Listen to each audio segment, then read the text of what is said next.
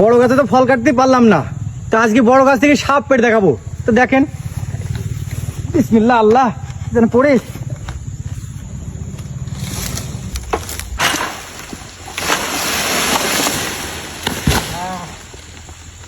চলে গেল চলে গেল।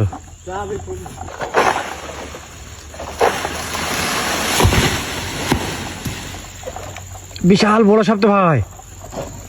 হ্যাঁ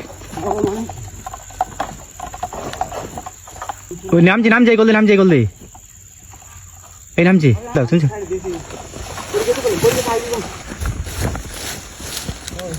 এই যে দেখো ঢাল তলায় সাপটাকে, এই যে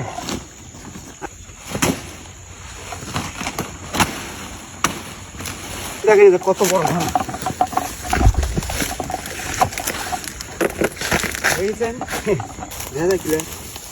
ওই করলে ভালো হয়েছে ক্লিয়ার।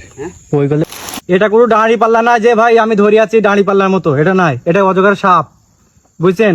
এই অজগর সাপ ধরতে হলে কলিজা বড় লাগবে, বুঝছেন?